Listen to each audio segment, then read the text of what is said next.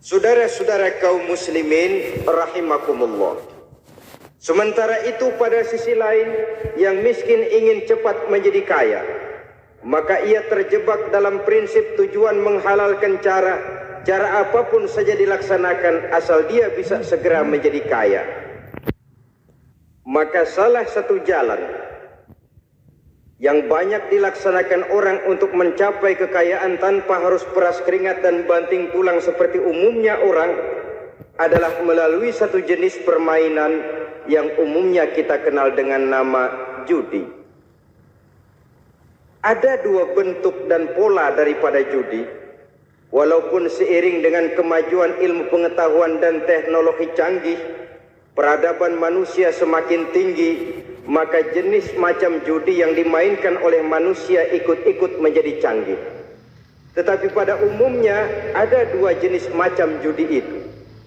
Pertama, ada judi yang dilakukan secara langsung, dalam arti seorang petaruh berhadapan dengan bandar atau orang berhadapan dengan orang. Dari judi yang dilaksanakan secara langsung ini, efek negatif yang segera bisa kita lihat dengan nyata. Pertama, timbulnya rasa dendam dan permusuhan. Walaupun orang nampak duduk berhadap-hadapan, walaupun kelihatannya mereka tertawa satu sama lain, tapi yakinlah itu cuma sekedar kulit saja. Pikiran yang ada dalam benak tiap-tiap orang yang terlibat dalam perjudian tidak lain ialah bagaimana saya bisa mengalahkan lawan main saya. Akibatnya tentu bisa kita pastikan akan timbullah dendam dan permusuhan bagi yang kalah, akan timbullah rasa sombong dan menganggap remeh orang lain bagi yang menang. Yang kedua, lalainya orang kepada apa yang menjadi tanggung jawab dan kewajibannya.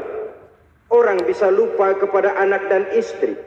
Kalau kepada anak dan istri saja sudah bisa lupa, apalagi kepada yang lain, sebab anak dan istri memang merupakan bagian daripada kehidupan kita.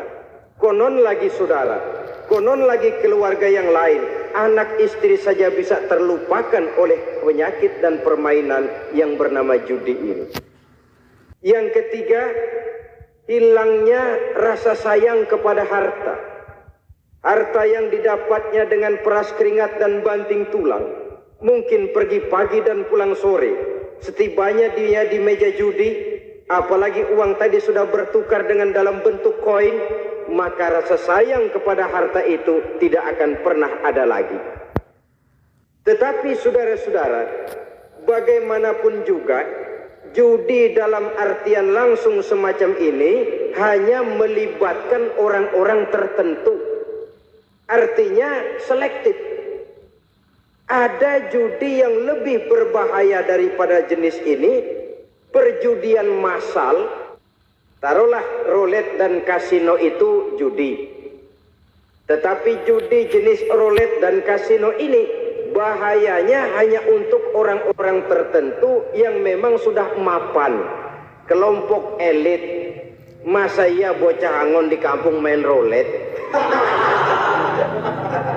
Apa ia yang tinggal di pinggir kali kenal kasino? Ya entahlah kalau kasino Prambos ya. Dari judi massal semacam ini lahirlah penyakit yang dinamakan tulul amal. Tulul amal, orang yang terlalu panjang angan-angan. Bukan tidak boleh orang bercita-cita, sebab cita-cita itu perlu. Katanya manusia tidak makan masih bisa hidup 1 bulan lebih. Manusia tidak minum masih bisa hidup 3 hari lebih. Tapi manusia tidak punya cita-cita 1 jam pun dia tidak akan bisa hidup. Karena faktor yang membuat kita bergairah menghadapi kehidupan, faktor yang mendorong kita untuk tetap berusaha dan tegar menghadapi resiko, karena adanya cita-cita di dalam kehidupan kita. Tetapi cita-cita tanpa direalisir dengan usaha, cita-cita yang tidak berangkat dari kemampuan yang ada, pada akhirnya hanya akan merupakan cita-cita yang mengawang, tidak akan terwujud dalam kenyataan, dan akan membentuk manusia menjadi orang yang tulul amal, panjang angan-angan, terlalu muluk keinginan, tidak berangkat dari kemampuan dan kesanggupan yang... Maka penyakit inilah yang telah menghasilkan dan melahirkan penghayal-penghayal kelas berat